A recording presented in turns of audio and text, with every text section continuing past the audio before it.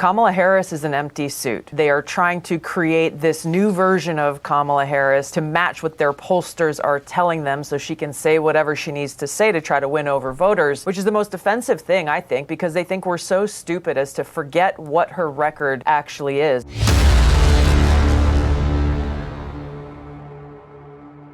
Welcome back to the Devori Darkins Show. So Kamala Harris is panicking because Trump makes a nightmare move that she probably wasn't expecting, which is bringing Tulsi Gabbard into his campaign to help him prep for the upcoming debate. And people might be wondering, well, why is this such a scary thing? Why is this such a bold move? Well, as you guys know, one of the biggest highlights of Tulsi Gabbard's political career is when she absolutely destroyed Kamala Harris on the debate stage. Now, before we get into the video, let's back up a little bit and understand, why is Tulsi Gabbard such a threat to the Democratic Party? Roll it. So what exactly did Tulsi Gabbard do to get added to the terror watch list? It came the day after she criticized the Biden administration right here on The Angle.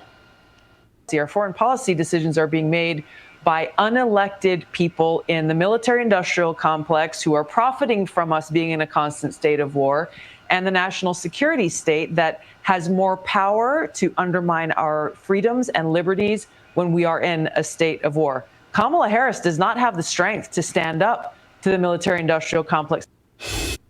Yeah, just really quick, guys, because I talk about this all the time. I served in the military, okay? These politicians on both sides, they want to go to war. Why? Because it helps them print more money. It helps them make more money. Imagine how many people made money off of Iraq and Afghanistan. That's why it's just despicable. And when she speaks out about it, she's becoming anti-establishment. And when you become anti-establishment, you're put into the same camp as President Trump. Let's continue. Okay, that's wild. Joining me now, Tulsi Gabbard, former U.S. Congresswoman, Fox News contributor. Tulsi, now, you serve this country in uniform, even getting deployed to Iraq. Thank you for going, unlike Tim Walz. And now you're being surveilled. I mean, it's a form of surveillance or hassling and intrusion upon your freedom to move by the government. What is this? I mean, I didn't believe it, really, when I first heard about it. I said, oh, that can't be. But how does this make you feel? Laura, this is a clear act of political retaliation. There's no other way to put it. You laid out the sequence of events the very next day after my conversation with you on the air, warning the American people about how dangerous a Kamala Harris presidency would be. I was placed on this domestic terror watch list, which is called the Quiet Skies list under the Department of Homeland Security. The clear pain and real visceral hurt that comes from this is, as you mentioned, like many Americans, I enlisted because of the terrorist attacks on 9/11 to go after the Islamist terrorists who attacked us on that day, and to now have my own government now turn around and put me on a domestic terror watch list. It hits to the core and is the ultimate sense of betrayal. But we look at why they are doing this.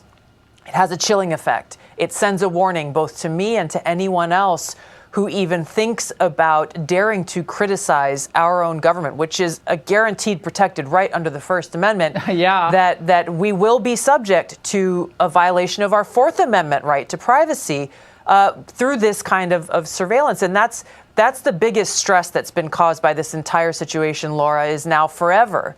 I will always be looking over my shoulder, wondering if and how our government in any of these different agencies is surveilling me, watching me. Are they reading my text messages? Are they listening to my phone calls? You guys seen that. And this is where we're at in this whole political space, where you have someone like a Robert F. Kennedy Jr., someone with a family history that has served this country. They've been trying to kick him off the ballot, so he's not a third-party candidate when people go to cast their ballot. And they've been also surveilling her. Why? Because they're like Trump. They don't support the establishment. They're not going along with these politicians who are just looking to make money and expand their power, right? And that's why they look at her. They look at an RFK Jr. They look at a Trump or a Vivek Ramaswamy as someone who is dangerous to the establishment. That's why they loved Nikki Haley, by the way, because they knew what they were going to get with her. But with people like this who classify themselves as independent, not a part of the Democratic Party, you are absolutely a threat to what they are trying to do, which is to pad their pockets with more money and to expand their power. And recently, she's been doubling down on really going out there and letting people know what she truly thinks about Kamala Harris, like in this clip. She has demonstrated through her time as vice president, through her time as U.S. Senator, through her time as the Attorney General of California, District Attorney of San Francisco, in every opportunity, every position that she held where she had the opportunity to put the interests of the people she was supposed to be serving first, she put her own political interests first. And we as voters should not allow the political food fight that's going to go on to get in the way of actually knowing the facts of her record and her failed record and how dangerous she would be in that position. Yeah, how dangerous she would be in that position. And again, I say it all the time in all of my videos, and I don't think this is being said enough.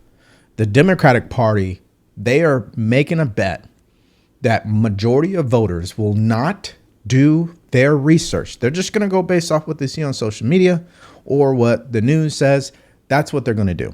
They are hoping that takes them all the way up to Election Day. But on this channel, we are not going to let up. We're going to keep exposing the truth and letting people decide from there, which takes us to this story. And you see Kamala Harris literally front row, opposite side on the defensive side. And, when they came with the verdict guilty, I wanted to make sure I seen every nigga that was in that month on that side, not supporting me, and everybody else that was on that side.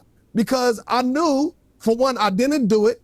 I stood on principle, and, and I was going to fight to ultimately get back. And I'll never forget when I turned around and I looked and I seen Kamala Harris, we locked eyes this one time, and she laughed.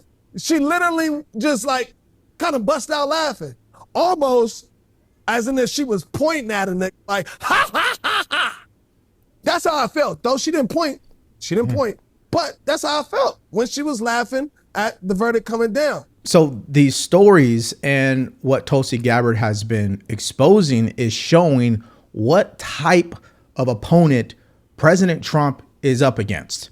He is up against someone who's that dangerous, who truly does not care about the black community, that has the liberal media behind her, and she is pretty much on her knees, willing to do whatever the Democrats want her to do. So she has the full force of the Democratic Party behind her. So one might think, well, how could Trump win?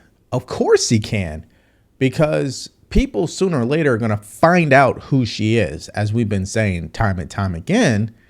And that's why this story that I want you guys to hear about today, which is that President Trump has brought Tulsi Gabbard into the campaign to help him expose her on the debate stage, because he knows he's not going to win by getting into an argument with her.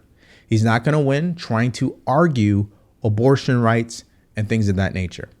He's going to win by focusing on her record and what she's done over the last 3.5 years. This is what his campaign had to say about it. So Trump has proven to be one of the best debaters in political history, as evidenced by his knockout blow to Joe Biden, which we all saw that debate. I thought he did a great job. This is from a Trump spokeswoman, Carolyn Levitt.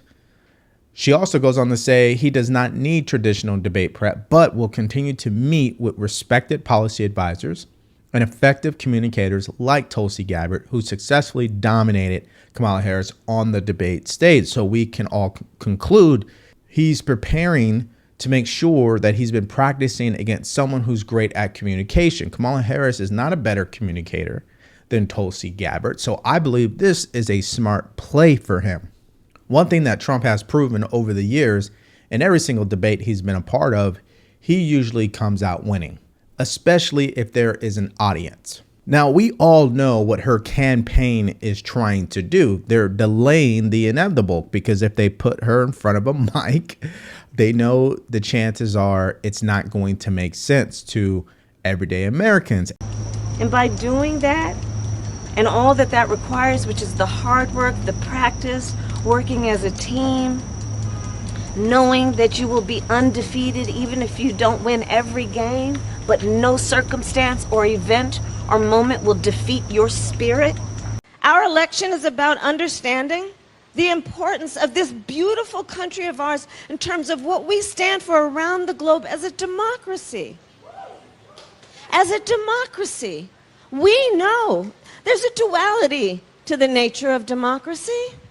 On the one hand, incredible strength when it is intact. What it does for its people to protect and defend their rights, their liberty, and their freedom. Incredibly strong and incredibly fragile. And once again, we see Kamala Harris saying a lot of things, but we don't understand where she's coming from. And this is why Tulsi Gabbard went on Fox News and had this to say about her campaign. Well, she really didn't have a comeback. I think she revealed in that debate the same thing that I think her campaign handlers are worried about right now is, you know, Kamala Harris is an empty suit. They are trying to create this new version of Kamala Harris to match what their pollsters are telling them so she can say whatever she needs to say to try to win over voters, which is the most offensive thing, I think, because they think we're so stupid as to forget what her record actually is. And yeah, let me pause it just quickly here. From one human being to another, this is not going to work because you could say how many people are stupid in America, but people pick up on energy. And her energy is not going to match the words coming out of her mouth. So no matter how she looks, no matter what she says, people are going to know she's not telling the truth. And that's going to lead to them saying, hey, you know what? Let me look at her record. And I'm not talking about the voters who are already bought in, right? The Joe Biden voters, the progressive left, they're already counted already. I'm talking about swing voters, independents, people who still are uncommitted on her. As soon as they hear her start to speak, it's not going to land for them. That's just what the facts are. so, you know, in 2019, very simply, I confronted her with her hypocrisy, how what she said was very different than what she actually did. And she had no answer for it. She had no explanation. She didn't even try to own or justify what her actions were. And that's going to be the key thing here for voters as we head into this election is, you know, Kamala Harris will say whatever she thinks she needs to say. We have to pay attention to her actions because on every single major issue, you will see that same kind of hypocrisy that I pointed out in 2019, where she'll say one thing, but her record tells a very, very different story. Well, and that brings me to my main point of this video. What the Trump campaign is doing is very smart. All they need to do is highlight what she says and what she ends up doing are two different things. That's all Trump has to do. Even when he gets a question in the debate about Roe v. Wade or about the border, he should just keep going back to her record. He should just keep bringing up the fact that she said this, but she did this. And as long as he focuses on that, independent voters, swing voters, they're going to see what the truth really is because you can't hide it. That's my mindset. What about you? What do you guys think about the fact that the Trump campaign is bringing in Tulsi Gabbard to help him prep for the debate? Tulsi Gabbard clearly is an enemy of the Democratic Party. They're surveilling her. They obviously don't like her because what she did to Kamala Harris and her political career back in 2019. And it took Joe Biden to save her, obviously, and put her on the ticket as vice president. But I digress. What do you think about how they're going to respond to this when it comes to Kamala Harris? Do you believe this will make a difference for Trump? I want to hear what your guys' thoughts are and more in the comment section below. Thank you for checking out the video today. Make sure you like, share, and subscribe to the channel. Stay grateful, stay focused, and stay true. Peace.